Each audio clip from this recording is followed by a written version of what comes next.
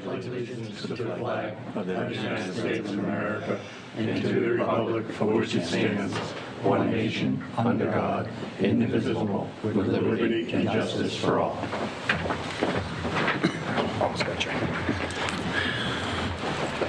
We'll begin the meeting with a moment of silence, and we'll continue to keep in our prayers the Smith family. Death does challenge us. It reminds us that time is precious and can't be wasted. Leo Biscaglia once wrote, it tells us to tell each other right now that we love each other. And I know over the past couple of weeks, people in Whitman have been hugging their loved ones like crazy because of the devastating accident that happened in Florida. Many of those who attended the vigil last Friday may not know the Smiths personally, but they and we shall never forget them, and we'll keep them in our hearts and in our prayers. We might want to recall also at this time that what Winnie the Pooh once said to Piglet, if there ever comes a day when we can't be together, keep me in your heart, and I'll stay there forever.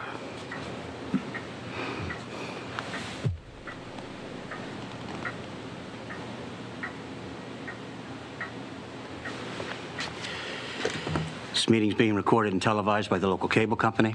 I'd like a motion to approve bill and payroll warrants. So moved. Second.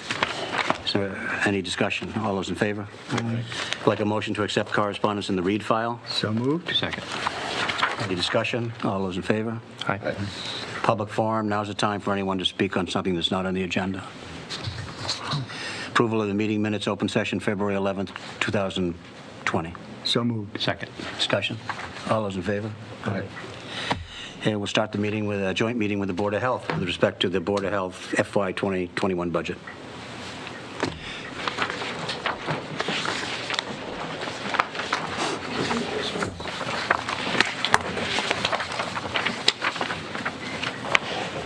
Good evening.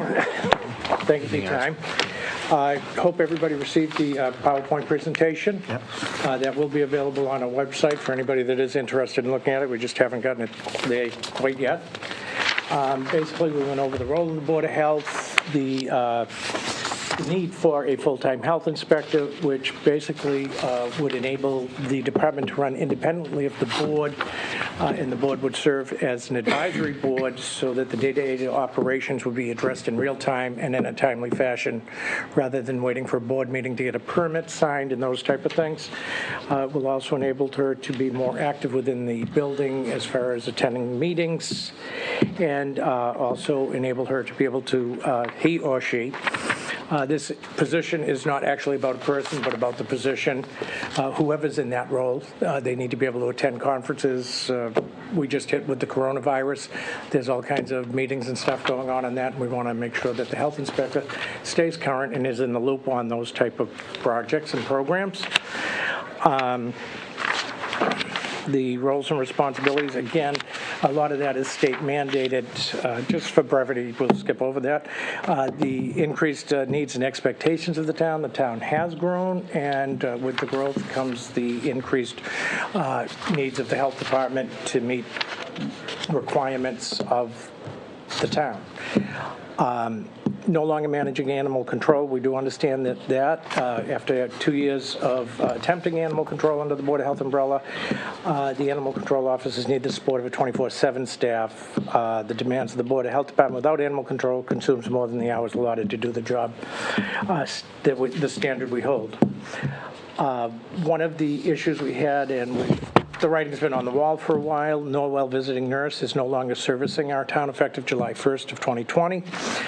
Not just our town, but actually they're pretty much not doing town services anymore. They are going to maintain their Norwell position, but other than that, they've eliminated that. So the health inspector will be picking up the majority of those duties. There is one role that the health inspector can't do, mandated by state, and that is tuberculosis follow-up, and that requires an RN. Basically, we budgeted $2,000 for that per year. Hopefully we never use it, and we will return that at the end of the year. In the event that we go above that, obviously we're going to have a discussion. We did a comparison of what's around for health agents, and the median salary is $56,462. The town of Falmouth just had an advertisement in January for a assistant health agent, salary ranging 29 to 56. And currently, in February of 20, Plimpton is looking for a 10-hour position, and they're paying anywhere from $38 to $50 an hour. We did a little bit of a comparison of surrounding towns and how we compare, and that's pretty evident. The responsibility changes, and if we look at the hours, in 2017, the health inspector's budget was 24 hours a week with 84 additional hours, which gives us 1332 a year. In 2018, the ACO was added, and the position went to full-time, which is 31 hours a week, which is 1612. This is a net gain of 280 hours a year, or 5.4 hours a week.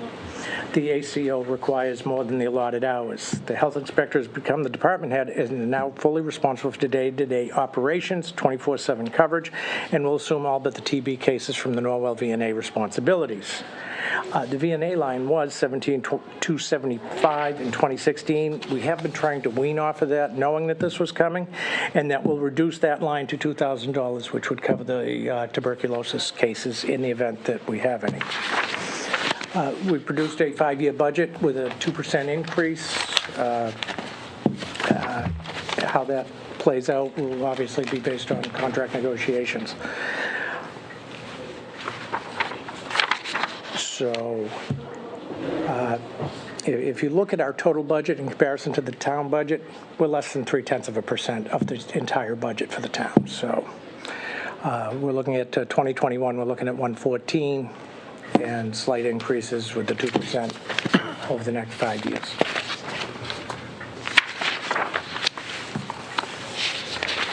Thank you. And anybody has any questions, we'll gladly chat. Thank you, Eric. I'd also like to read a letter that the selectmen have. It's in their package as well, but I'd like to read it into the record. It's from Barbara White of the Board of Health, who wasn't able to be here tonight. Unfortunately, I am unable to be at the meeting to voice my support of the health inspector position remaining in full-time status. As the most experienced member of the board, I can attest to the fact that this position should have been full-time even prior to the addition of the Animal Control Department. The Health Department has not been able to keep up with the demands placed on it by the residents, businesses, and State Department of Public Health. As stated in the information provided to the Board of Selectmen and the Finance Committee, the role of health inspector needs to be expanded so that the needs and expectations of the town can be addressed without the delay of board members being contacted or waiting for a board meeting. Issues need to be addressed in a timely manner. And it's signed Barbara J. White. Does anyone have any questions of Eric? I think one of the more telling things is that there's no other town around that doesn't have a full-time health inspector. And we have had a very difficult time filling that position. So it's quite a skill set to be a health inspector. There's a lot to the job. It's progressed and regulations have increased, so you have to stay current. And we can talk about, what you said. I know you were talking about the position and the need for the position to be filled, but we also can't lose sight of the fact that we happen to have a very good health inspector. Very fortunate for that, and we've experienced some less than excellent health inspectors, and we were very lucky that we didn't have any negative outcomes from those. Anybody have any questions? Yeah, I have one question. On the increase in salary, you have the 2020 budget at $66,789, and then 21, 22, 23, 24. What's the percentage of increase down the line? I believe we went with 2% because at the time we did this, that was the conversation. Right. But again, that would be whatever is negotiated. Okay, that should be flexible because some absolutely, years it it's may not be more, hard. some years it may be less, depending on where the town is going. We absolutely understand that. Yeah. But we just we had to come up with some number, so we gave you that 2% because that seems to have been over the years about, and again, it's flexible, it's not in stone. But people were looking for a projected budget, and that's what we wanted to provide. I've known I've gotten calls from citizens on issues, health issues, and I have gone into your office and talked to Alexis, and she had been right on the ball. She got back to me. She's doing a marvelous job. I mean, we have some people that the houses aren't, the yards aren't that good, there's junk all over the place, but she'll go and she talks to them and she writes them, makes a notation. She gets right on top of it, and I can't say, she's just very good at her job. Well, thank you. We appreciate that, and she certainly is a star performer. Yeah. Makes our job a lot easier. Yeah. Anyone else? Brian? Has this been run by the Finance Committee yet? Not since, no, not with the redrafted budgets. I was just curious what their reaction was to. Yeah, no, we're waiting to hear from them. We had met with them once, post return of the ACO, but we have yet to re-meet with them. Okay. One other question. What is the total percent of increase in your projected budget from this year until next year? Because Well, it's actually a decrease because Oh, we had ACO and everything else in it, so we were at 181, we're down to 114, so 60,000 less. can't complain about that, can you? No. And she's taken on the responsibilities as a visiting nurse. Yes, yeah, with the one exception of the tuberculosis, which is state mandated yeah. that it's required nursing. Right. Still be doing the clinic down at the dog pound? Absolutely, area, yep, shots. that's April, Elaine? April 25th. Yeah. April 25th. My wife knows, takes all the Rabies, cats. $10 a shot, Yeah, can't whatever. beat it, in Yeah. and out. So anybody that needs their dogs updated, please stop in, April 25th. And cats. And cats. Thank you. Anyone else? Okay. Eric, thank you very much. Thank you, folks. Thank you. Have a good Appreciate it. evening.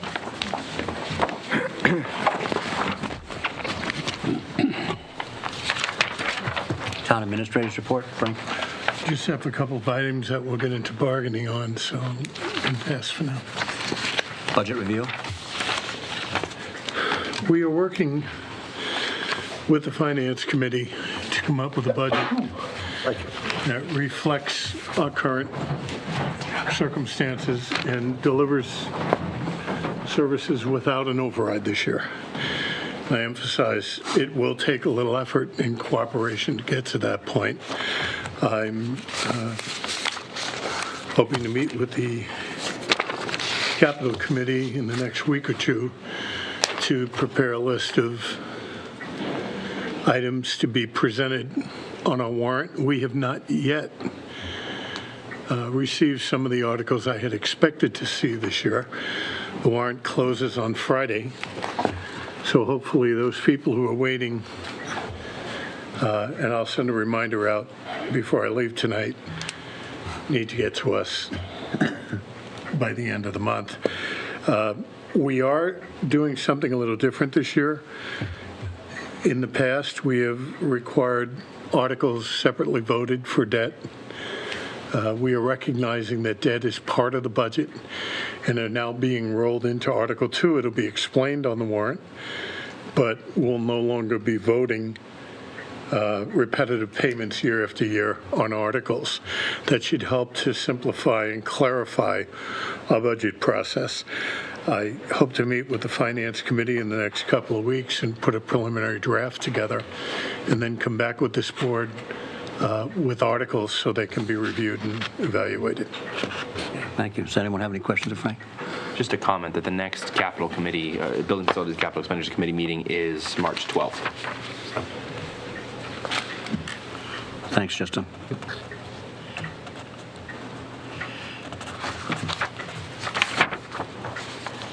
Okay. At this time, I'd like, before we get into new business, I'd like to read a proclamation that we signed this evening. This is a proclamation whereas James Kohler has dedicated himself to the values of scouting and has, through his devotion and determination, achieved the rank of Eagle Scout, the highest honor bestowed in scouting. And whereas James Kohler serves as a role model to youth everywhere, displayed by his loyal service to and love of God, his country, his family and friends, and his community. And whereas the Board of Selectmen expresses sincere gratitude to James Kohler for the efforts which assisted him in achieving his goal of Eagle Scout, specifically building and installing the Stations of the Cross at St. James Cemetery, working with the parish to locate and install the poles on the grounds in a place all can reflect, raising funds to purchase the materials, and recruiting help from his fellow scouts, friends, and family members. And whereas James Kohler has brought honor not only to himself, but to his family, fellow scouts, and the community as well. And now therefore be it resolved that the Board of Selectmen of the Town of Whitman does hereby proclaim Saturday, April 4th, 2020, James Kohler Day in the Town of Whitman, and wishes James Kohler continued success in all of his future endeavors. And it's signed by the Board of Selectmen individually. Act on the request of Richard Rosen on behalf of McGuigan's Pub to conduct the 11th Annual McGuigan's Pub 5K Road Race on Sunday, May 17th, 2020, to close off Legion Parkway from 12 noon to 5 p.m., and a one-day liquor license to serve beer and wine from a tent set up at 16 Legion Parkway, subject to receipt of the license fee. So moved. Second. Discussion? All those in favor? Aye. Act on the request of Jim Morgridge and David Whitman on behalf of Harbor to the Bay Incorporated for permission to pass through Whitman along Route 58 between the hours of 7:45 and 9 a.m. on Saturday, September 26th, 2020. That can't, yeah, that can be right. As part of the 18th Annual Harbor to the Bay Charity Bike Ride. Planning ahead, chief Sorry, is fine it's too with far that. ahead to. I know, my- really, yeah. It's a yearly thing. Is there a motion? Yes, motion. Second? Second. Any discussion? Aye. All those in favor? Take action to revoke the Class II Autos dealer's license held by Tarkey's Auto Body, Thomas Tarkanian, on the premises located at 916 Temple Street. Licensee has failed to take the necessary steps to renew said license for calendar year 2020 and to retain a surety bond. Is there a motion? So moved. Is there a second? Is anyone here to speak on this? Any questions? All those in favor? Aye. Wow. Consider the request of Murphy, Lowery, and Murphy to increase the rate for legal services. Frank? The council has served us since the late 80s, has done a fine job representing us, and is seeking to increase from $190 to $200. It's been a couple of years since the last increase, and it is well below what I would expect to see if I went out to bid today. I'll make that motion. Is there a second? Second. Is there any discussion? All those in favor? Okay, Community Preservation Act proposal. Frank? This is Lisa's baby, so I'm going to invite Lisa to come up and Good evening, Mr. Chair, Vice Chair, members of the talk board. briefly about it. In your packet this evening, you'll find a proposal for the Community Preservation Act for consideration. This is a program that has been going on in the state since 2000, when it was enacted. The town actually attempted to adopt the Community Preservation Act in 2002. It passed at town meeting. Unfortunately, it did not pass at the ballot. And I'm here to talk a little bit more about it to hopefully get the town to reconsider this program. It's been a solid program since 2000, and it's allowed communities that have adopted this program to put money aside earmarked for specific programs and projects, such as parks and recreation, historic preservation of municipal buildings, athletic field upgrades, restoration, open space preservation, community housing projects. Currently, there's 176 communities that have adopted the Community Preservation Act. And Whitman, if we were to follow these 176 communities, we would stand to raise anywhere in the range of $182,000 to $190,000. And the state, over the past years, has contributed money into our fund of anywhere from 13.9% to 23.9% additional money. So at the end of each year, Whitman stands to have in the Community Preservation Act fund anywhere from $207,000 to $235,000 to put towards these specific projects. In the proposal, there's some information.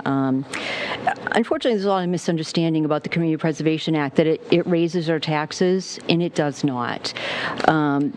It's a surcharge on your property tax of 1% to 3%. And again, it would be up to the voters. We could propose the 1%. And what that is a simple formula.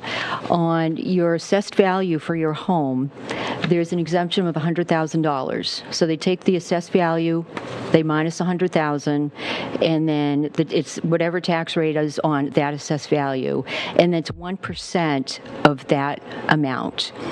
So if your tax rate based on a $300,000 assessment, if your tax is $4,755, 1% of that is going to be $48 annually.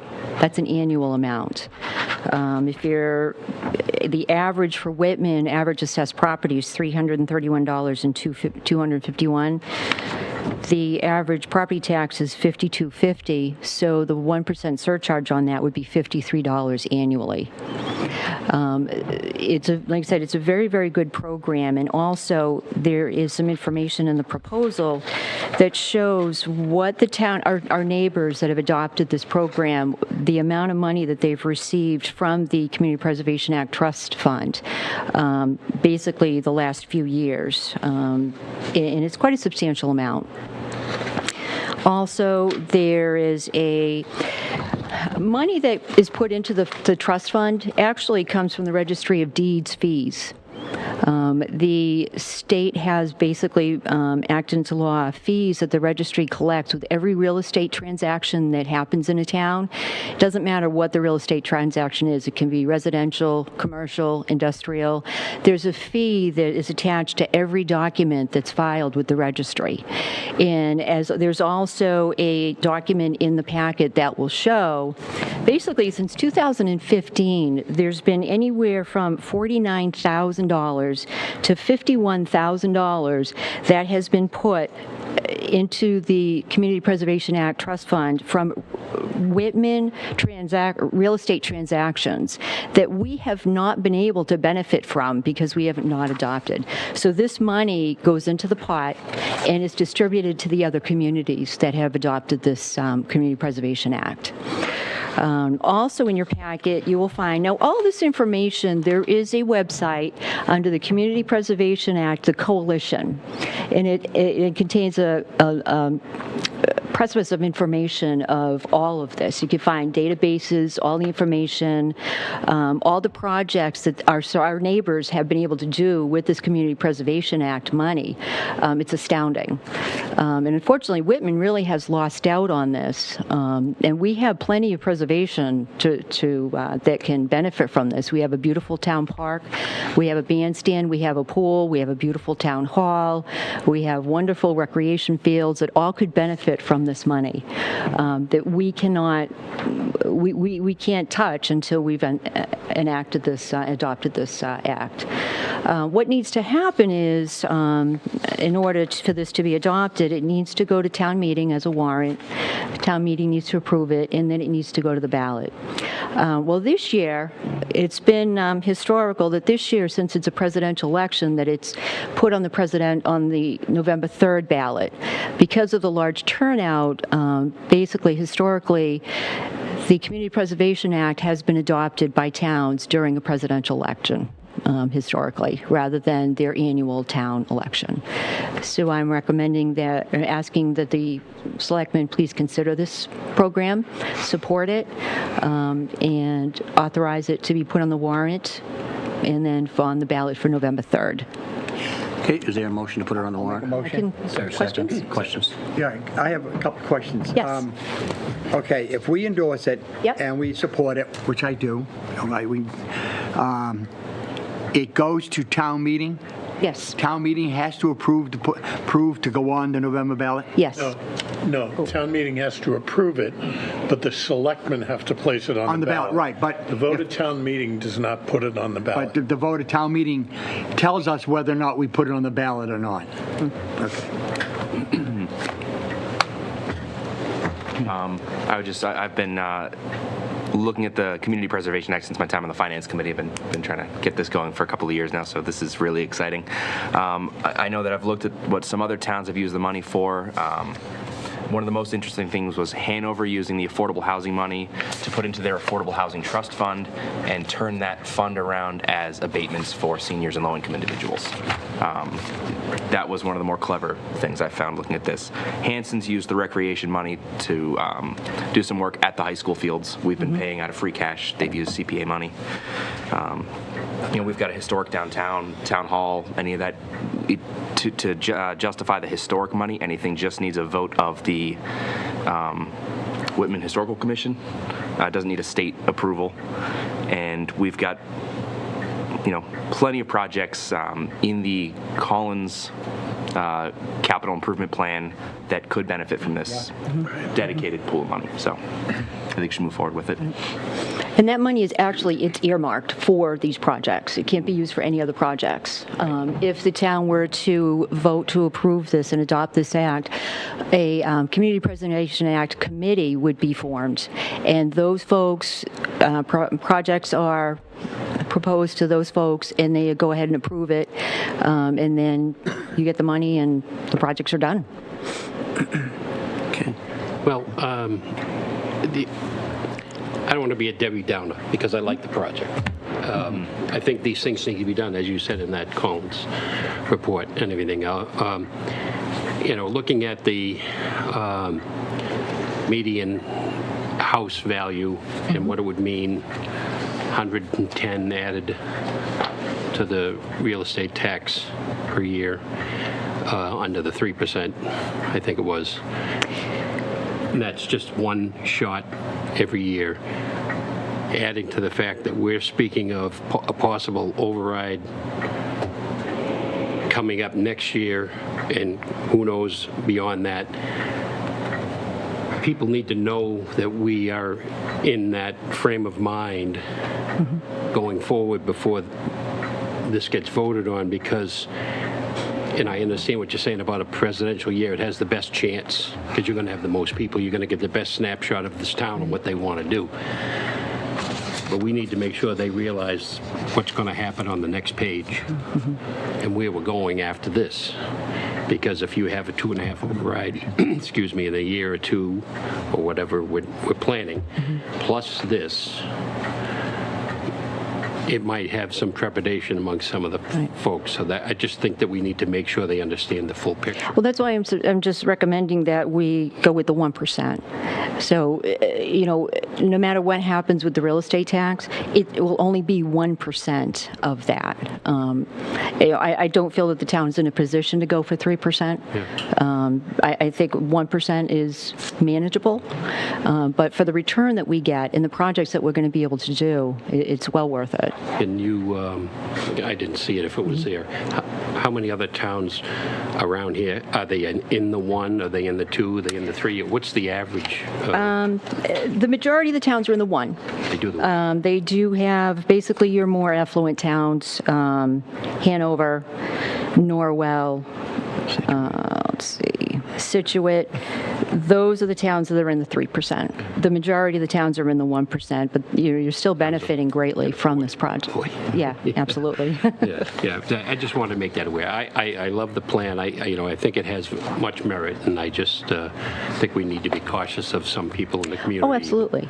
Another good thing too is that the only exemption is not just that $100,000. There's also an additional one that we can vote to approve, which would include low-income families and moderate-income seniors, and that would be an additional exemption on the assessed value. So it would actually bring the 1% down even lower.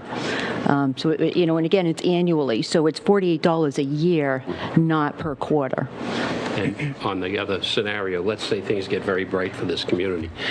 Is there an option where you can vote to go up?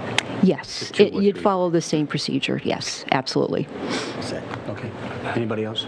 Yes, Randy. When I saw this on the agenda, I actually called over to someone I knew in Abington because they had somewhat recently adopted this, and they have been able to do some excellent projects as far as recreation projects and some really great community things. I'm behind it. I do understand exactly what you're saying. I did also hear that there is, when this first came out, I guess the matching rate was Right. quite a bit greater at that time. I did recently hear that up at the House level, there is a bill right now that to increase the rates of this again. So it may be time to do it. Yeah, actually, the governor just signed in to increase the rates from the registry because the registry fees were $10 per document. Now it's $20 per document. So that just went into effect, and it shows with the most recent table that we've gotten for the money that they've received that goes into the trust fund. Okay, so it's been moved and seconded, I think, to place this on the warrant. Yes? You need a motion for that? I think we already have. I think we got it. Do we, any more discussion? All those in favor? Aye. Thank you. Thanks, Lisa. E911 Police Secondary Answering Point. Frank. All right. For a number of years, the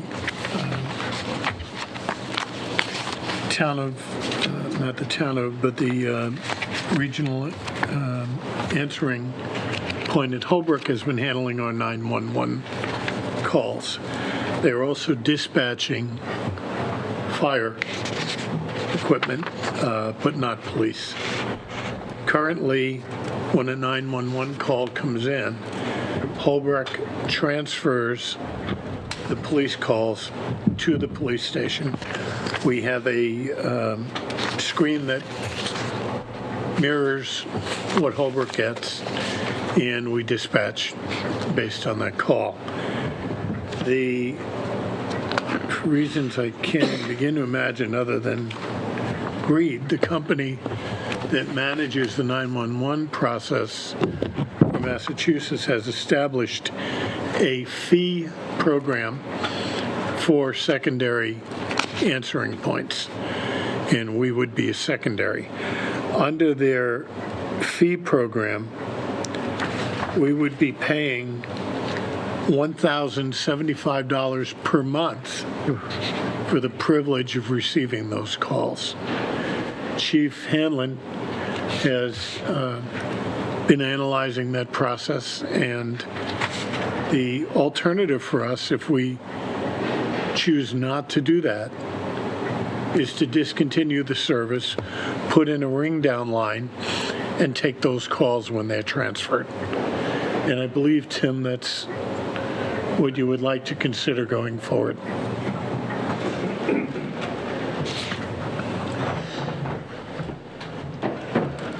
Good evening, all. So the way it works now, a lot of calls are generated through they come from cell phones, and cell phone information gets transferred into latitude and longitude if they're mobile, as they usually are. So when it does come down to us, that's all we're getting anyways. We're not getting a physical address necessarily. So think of someone who accidentally dials 911 and they're in their car and they're doing 35 miles an hour down Route 18. We're not going to probably catch up to them or be able to find out what the story is until we either call back that number. So we'll get a phone number, but we don't get a physical address. The only time we'll get a physical address is when it comes from a landline, whether you have one from your home, and then that information will show up. So in other cases, what happens is the Holbrook Regional Dispatch Center will answer the phone, find out what the issue is, and actually disconnect and then dispatch fire if they're necessary, and then call us directly as opposed to transferring it. So in essence, the whole system for us being a secondary PSAP, really, it's going to give us latitude and longitude, which we don't do anything with anyways because we can't convert it to an address quickly as opposed to them doing it or having it done already. So. Okay, so the recommendation then is, Frank? Chief. So the recommendation is to notify, get their name right. The name of the company is Comtech.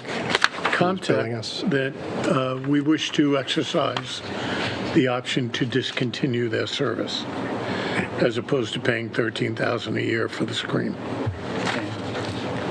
Is there a motion to do that? Motion? Second. Any further questions? Yeah, Chief, by doing this, it'll be strictly, well, we got a man at the desk every day, 24/7 anyway. We do, and that's necessary, so Right, for us... it's not like they- the fire department, where they may want to dump the station. Right. We never dump our station. We don't. So, People come in 24/7 right, for so us. your recommendation, I would say, would be right on target, to do what you want to do. Anybody else?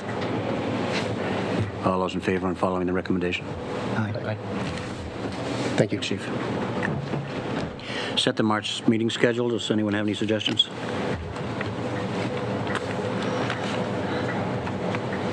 I will be traveling the last 2 Tuesdays.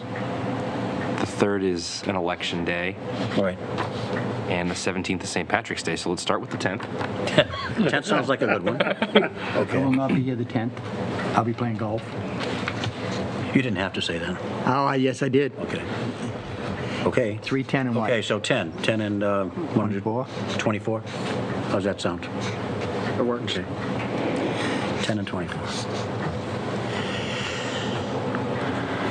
Okay, we need to go into executive session in accordance with Mass General Law, Chapter 30A, Section 21A, Exception 2, to conduct strategy sessions in preparation for negotiations with non-union personnel or to conduct collective bargaining sessions or contract negotiations with non-union personnel.